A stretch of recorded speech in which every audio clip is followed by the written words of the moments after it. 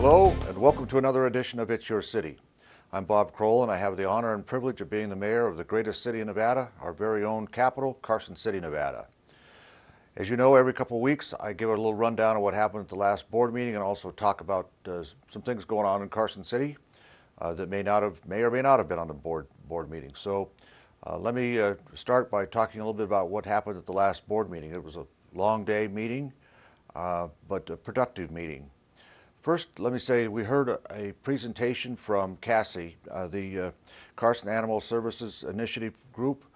That's a nonprofit in Carson City that has been created to support the construction of a new animal shelter in Carson City. That is a much needed community project out there because our animal shelter today it is, to say the least, aged. Second, it's the humane thing to do for our animals that arrive at the shelter. So, you know, my hat's off to the CASI folks for helping to raise the money to build this shelter. It's not an easy task because there have been some architectural renderings done and some preliminary cost analysis done as well that indicate that if we're going to really truly do a humane an animal shelter that is a 21st century animal shelter and the right thing to do, it's about a $3.9 million project. Obviously the city can't do that on its own, so the nonprofit group CASI is looking for donors to help raise the funds to construct that new shelter. So I guess the message here today is if you know someone, if you'd like to donate yourself, or you know someone who would like to donate, or you have a source of funds that you might point that group to, please give a call to Lisa Schutte at the Carson Animal Services Initiative. They have a web page up and you can find all their information on that page. Let me also indicate that as another matter on the board, we got a review, we went through the quarterly business plan, which is the review of the economics happening in Carson City, as well as a rundown from our department heads about how they are doing in meeting their requirements to ensure that the strategic goals adopted by Carson City are being met. Let me take a moment to explain what that plan is. If you look at the document, which is published, it's updated quarterly. We actually update it monthly internally and update it in a hard copy quarterly. You can find a copy of that business plan on the Carson City website, the Carson City homepage. It's a lengthy document, but it is hopefully easy to read, and it was created through a group called the Active Strategies Group. That's a type of the software that we use, and it is designed to have, let me just say it like this. A few years ago, Carson City engaged in a strategic planning session and developed overall goals of where we thought the city should, overall goals for the city. I think there are 6 of those goals. And then we identified individual steps that could be taken to monitor whether or not those goals were being met, as well as individual target data within those steps to analyze where we were in accomplishing the steps necessary to get to those goals. The theory of that is one is to give a snapshot of, are we doing the right thing in our community? How are we doing? How's our economy doing? And that's a good thing. That's what 21st century governments are intending or should be doing. The other side of that issue is that once we get the goals and targets in place, then we want to link our budget and performance indicators in our city to those targets and steps and goals, so that we can, in a moment, someone in our community can take a look at that quarterly business plan review, find out how we're doing on each one of the individual steps. If we're not meeting the requirement there, why we're not. And then we can also, hopefully we're going to be able to find out a picture of what it costs to accomplish each one of those steps and each one of those goals, so that we can truly make output generated decisions on budget issues as well as personnel performance issues, so for our department heads. And that's the end result of the goal. Is one, it's a management tool, but it's also a tool to let for our community to know how we're doing in accomplishing the strategic plan that has been adopted by Carson City. We are about, I'd like to say, 2/3 of the way there. It is sometimes difficult to identify specific targets that are meaningful to accomplish those goals, but we are tasking each one of our departments to come up with meaningful data that we could use to identify exactly how we're doing on meeting those target goals. I've asked, as I represented at the last board meeting, I've also asked our audit committee chair if the audit committee would take a look at those targets and goals. Actually, the targets, they don't need to necessarily look at the goals, but they certainly could if they wanted to. But look at the targets to make sure that those target concepts are meaningful and that the data going into them is meaningful. And so we'll see if they can find it in their timeline to take a look at the quarterly business plan document to see if they have any suggestions on how to tweak that to be a better document. But the idea is to give a quick, ready snapshot of where the community is in meeting its goals, what the cost of meeting those goals are, and how we're doing as a community as a whole, not just in terms of meeting those goals, but in terms of our overall economy and our community. So we're moving down that line. Let me also say that another thing that speaking about goals and things,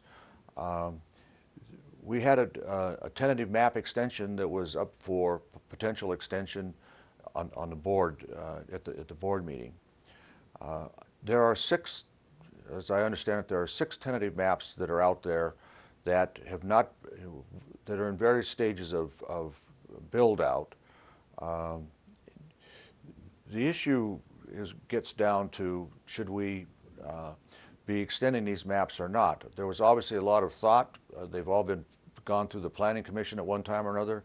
There's been a lot of money expended to develop the tentative maps and the design criteria for those developments. So we have routinely been, because of the economy, a lot of them haven't come to fruition yet, and they haven't started turning dirt. So in order to facilitate those who have expended those funds on those maps, we have routinely been extending the time limit that those maps would otherwise expire, just in hopes that the economy will turn around and that those who've invested their capital can go forward without having to reinvent the wheel. I think it was the sense of the board that if nothing has been done on a tentative map, the theory of an automatic extension anymore will probably be not one of the criteria. They will not be done automatically. We're going to take a look at each one to find out, is there a realistic possibility that this is going to get built out, and what does the extension of this map do if the project is not being built? What does that mean for our city's master plan? So I guess the message there is that in the future we're going to be taking a look at each one of these tentative map extensions or development agreement extensions on a case-by-case basis to see if indeed they should be extended.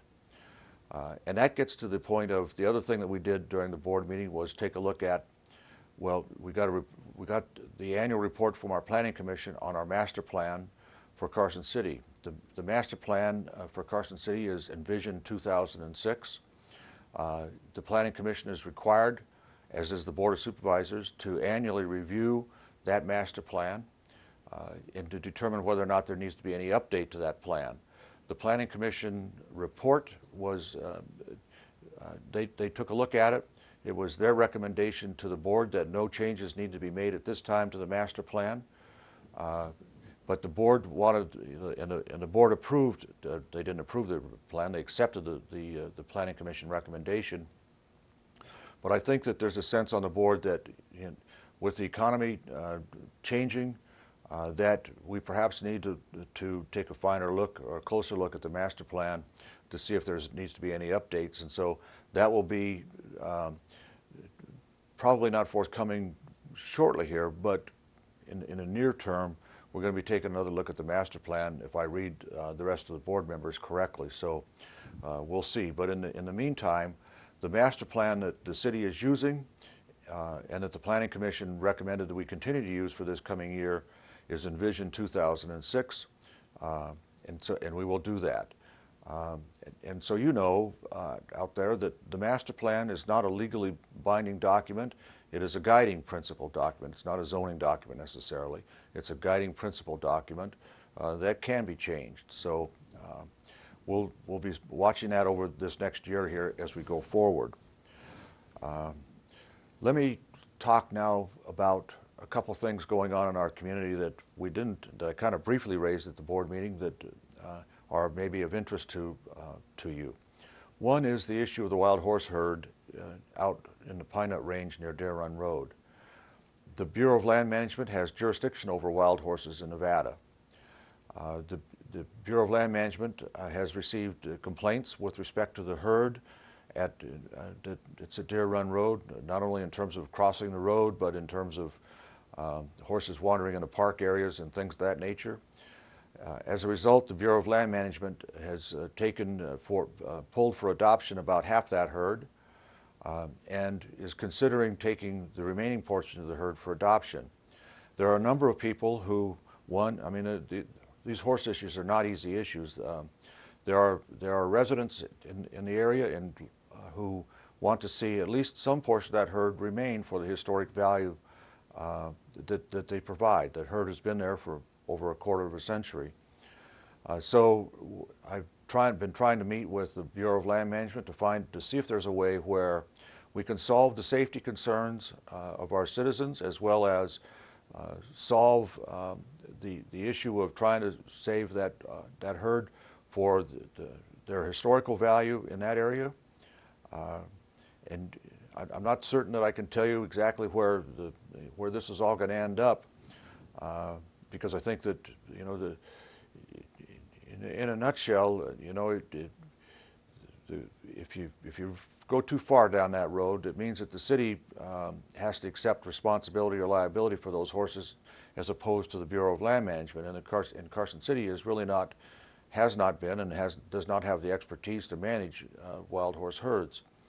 But there are some things that we propose to the Bureau of Land Management that the city might be able to do to help them in their management duties, and we're asking them to consider those. And so we'll see where that goes. But I know that that's a sensitive issue on both sides of the coin. We're going to see if we can accomplish both goals. Sometimes that's impossible, but we're going to give it a try. So let's see, I don't know that there's anything else that's out there. Let me just say, I'll just add one other comment here, that I met with Caleb Cage, who's the Director of Veterans Affairs for the state of Nevada, and he is considering rolling out a program where local veterans groups can get together in a more or less formalized fashion, and we can take and coordinate their efforts for Veterans Affairs issues, not only for all the veterans of all veterans. And if there are things that they think that need to be done from a local level, there's a channel to reach those up into the state level and farther if necessary. So that was a good meeting with Mr. Cage, and I'll be talking with our veterans groups to see if that's something they want to do in the future here. So that's about it for this version of It's Your City. Thank you again to each and every one of you for what you do to make our community a better place to live, work, and play. We couldn't do it all. We couldn't do any of it without your help on a variety of fronts. So from the bottom of my heart, again, thank you, and we'll see you in a couple of weeks. Thank you.